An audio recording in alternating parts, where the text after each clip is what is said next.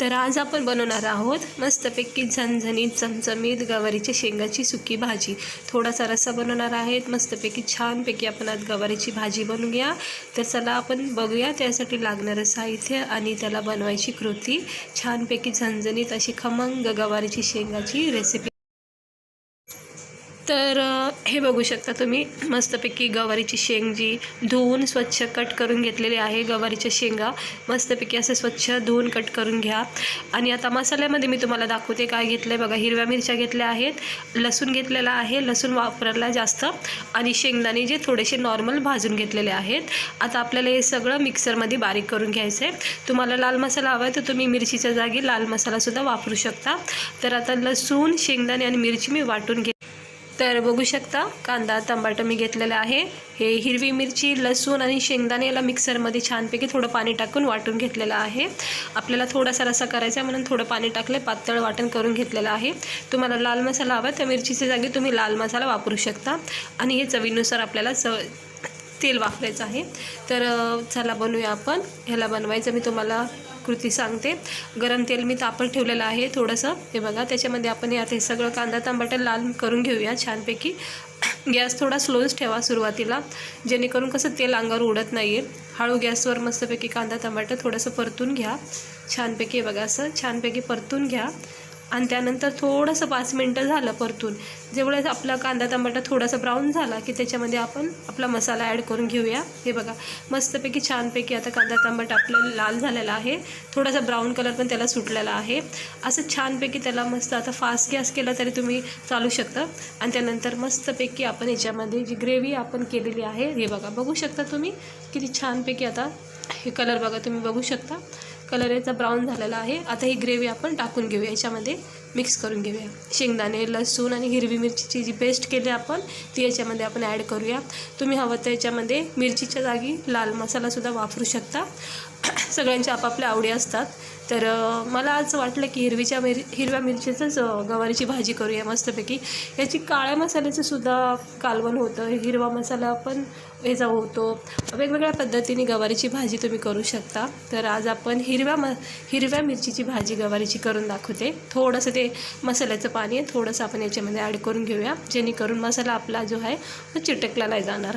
तर बघा हळू गॅसवर आपण मस्तपैकी याला आता चांगल्यापैकी परतून घेऊया. याच्यामध्ये आपल्याला थोडेसे मसाले टाकायचे आहेत, जे आता मी टाकते. बघा हे आपल्या रोजचे वापरण्यातले मसाले आहेत. याच्यामध्ये आपण टाकूया सुरुवातीला पहिलं हळद टाकायची. हे बघा मी गरम मसाला टाकला, सुरुवातीला मी गरम मसाला टाकते 2 चमचे. त्यानंतर टाकायचं आपण हळद 1 चमचा टाकायचा आहे. हे बघा एक थोडा चमचा अजून टाका, जेणेकरून छानपैकी त्याला कलर येईल. मस्तपैकी असं हळद, गरम मसाला टाकलेला आहे. आणि आता आपण हे छानपैकी याला एकजीव करून घेऊया. बघू शकता तुम्ही हळूहळू कसा त्याचा रंग, त्याला हळदीचा रंग कसा त्याला मिक्स होतो आहे छानपैकी. हळद त्याला मस्तपैकी मॅच झालेली आहे, एकजीव झालेला आहे. गरम मसाला आणि हळद आपल्या जी ग्रेव्ही आहे त्याच्यामध्ये छानपैकी आता याला आपण मस्तपैकी तेल सुटेस तर छानपैकी मसाला परतून घेऊया. झाकण ठेवून मस्तपैकी याला परतून घेऊया 5 मिनटं. तर हे बघा मी परतून घेतला आहे मसाला. ते बघा छानपैकी याला तेल सुटलेलं आहे आणि मसालासुद्धा आपला मस्तपैकी परतून झालेला आहे. हे बघू शकता तुम्ही सगळे बुडबुडे आलेत ना आतमध्ये. याचा अर्थ मस्तपैकी मसाला आपला छानपैकी परतून झालेला आहे, तेलसुद्धा याला सुटलेलं आहे.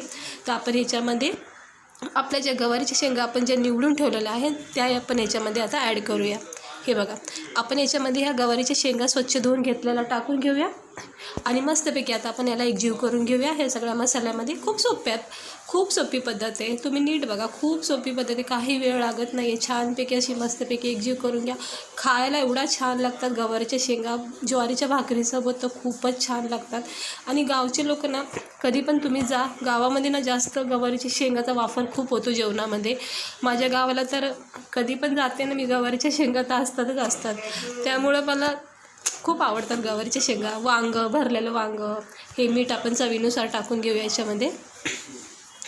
आणि आता मस्तपैकी छानपैकी एकजीव करून घेऊया याला. आपण सगळं याच्यामध्ये ॲड केलेलं आहे, पाणी टाकलेलं आहे मसाल्यामध्ये, गरम मसाला, हळदसुद्धा टाकलेली आहे. आता आपण याला काहीच टाकायचं नाही आहे मसाले वगैरे. आता फक्त याच्यावर झाकण ठेवून याला छानपैकी वाफेवर शिजून घ्यायचं आहे. ह्याच्यावर झाकण ठेवायचं आपण फक्त 5 आणि जास्तीत जास्त 10 मिनटामध्ये आपली गवारीची शेंगाची भाजी तयार होईल. तर बघू शकता तुम्ही, मी झाकण ठेवलं. आता 10 मिनटं आपण याला वेळ देऊया स्लो गॅसवर, ठीक आहे. मग त्यानंतर मी तुम्हाला दाखवते. हे बघा 10 मिनटं झालेले आहेत. चला बघूया आपण. प्लेट थोडी गरम आहे. हे बघा तुम्ही, तेवढीशाच पाण्यामध्ये तुम्ही बघू शकता आपली गवारीची भाजी एकदम सॉफ्ट, नरम आणि मस्तपैकी ग्रेव्ही थिक अशी छानपैकी झाली. बघा आपली गवारीची सॉफ्ट किती नरम शिजलेली आहे. छानपैकी तेल सुटलं आहे त्याला, मस्तपैकी तोंडाला पाणी सुटन अशी मस्तपैकी झणझणीत गवारीची शेंगाची रेसिपी आपली बनून तयार झालेली आहे. बघू शकता तुम्ही किती छान याला मस्तपैकी ग्रेव्ही थिक झाली, एकजीव झाली आहे गवारीमध्ये. तर बघू शकता तुम्ही किती छान भाजी आपली तयार झालेली आहे फक्त 10 मिनटामध्ये. तर चला सर्व करूया. तर हे बघा आपली मस्तपैकी गवारीची भाजी तुम्हाला मी वाढून दाखवते. बघा किती छान आणि मस्तपैकी झाली का नाही आपली गवारीची चमचमीत आणि झणझणीत भाजी.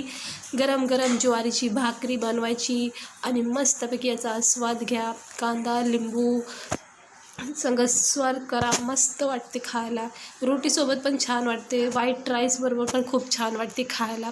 टिफिनसाठी पण खूप छान आहे. कमी वेळात होणारी गवारीची शेंगाची रेसिपी तुम्हाला कशी वाटली मला नक्की सांगा. माझ्या चॅनलवर असेच मी तुम्हाला सोप्या आणि कमी वेळात होणाऱ्या मी रेसिपी तुम्हाला दाखवणार आहे.